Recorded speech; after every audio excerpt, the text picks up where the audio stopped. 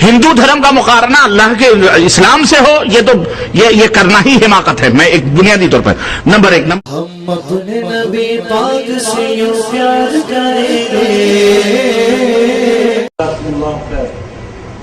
Doctor Zakir Naik صاحب کہتے ہیں کہ ہمیں اللہ تعالیٰ کو وشنو اور ودھاتا کہنے میں کوئی حرج محسوس نہیں ہوتا، کیونکہ لوگ اللہ کو خدا بھی کہہ کر پکارتے ہیں تو اس سے کوئی برائی نہیں ہے۔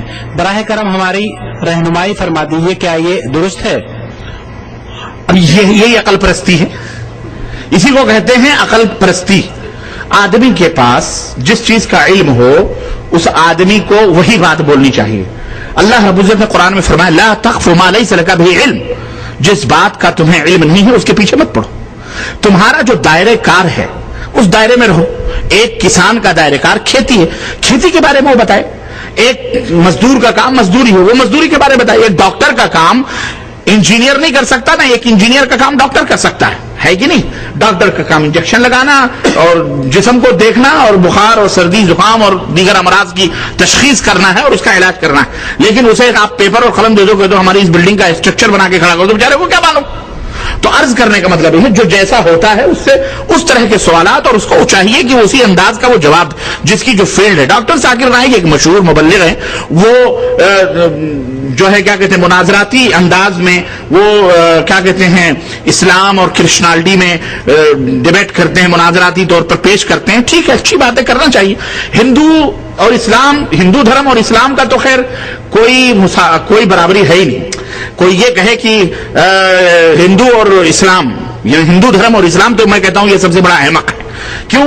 اس لیے کہ یہ ہندو دھرم آسمانی کتاب ہے ہی نہیں، ہے عیسائیت، مسیحیت اور یہودیت، یہ کتاب ہے توریت زبور، معلوم ہے اللہ نے بھی انہیں آسمانی دھرم کہا ہے، اس لیے ان کا مقارنہ، ان کا آپس میں مقارنہ تو ہو سکتا ہے، لیکن ہندو دھرم کا مقارنہ آدمی کرے جناب علی کہاں راجہ بھوج کہاں گنگوا تیلی، ہندو دھرم کا مقارنہ اللہ کے اسلام سے ہو یہ کرنا ہی حماقت ہے، میں ایک بنیادی طور پر نمبر ایک۔ نمبر دو، جس کی جو فیلڈ ہے اس فیلڈ میں اس کو کام کرنا چاہیے۔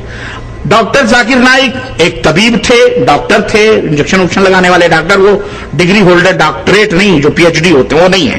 ان کو چاہیے تھا بیچارے وہ ادھر اپنا طبیبی کرتے اور انگریزی زبان میں ماہر تھے، پتہ نہیں دکان چلی کہ نہیں چلی، سوچے یار ادھر سے نہیں تو ادھر ہی مار لو، مولویوں کا بڑا چل رہا ہے مسئلہ ماشاء اللہ تبارک اللہ، خلاص پلٹی ماری انہوں نے اور آگے اس فیلڈ میں۔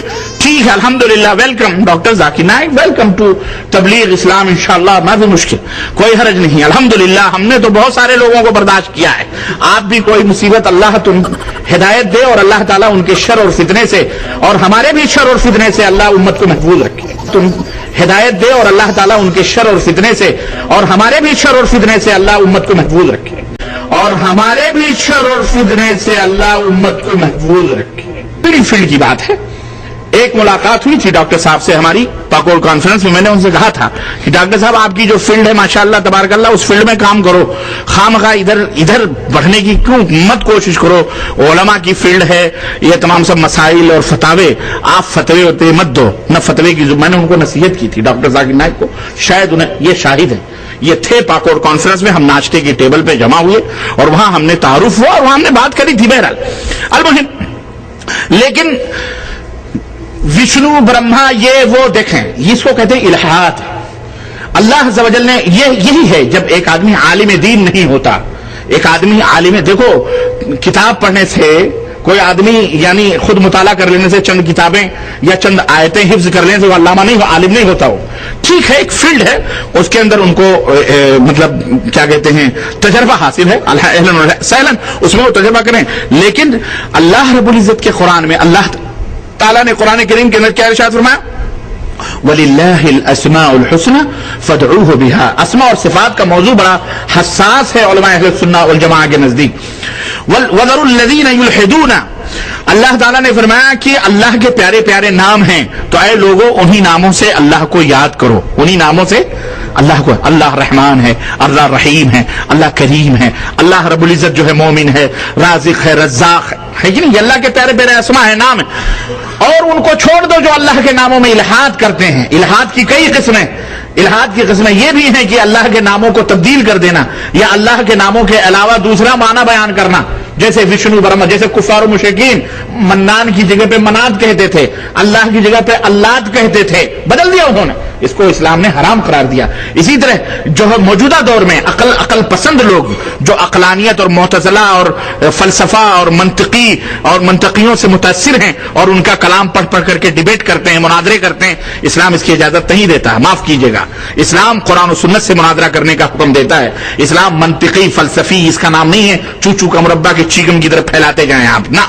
अल्लाह और उसके रसूल ने जिस तरह से बहस की है, पेश किया है, किसी को दावत इस्लाम देना है, आप कुरान करीम पढ़ पढ़ करके उसको समझाएं, उसको बताएं। अकल का पच्चर खामखा हर जगह न ठोकें, अकली दलील अकली दलील अकली, ये आदमी गुमराह हो जाता है। आज आप एक अकली दलील दोगे, कल को दूसरा आपसे ज्यादा अकलमंद आकर के उसी दलील को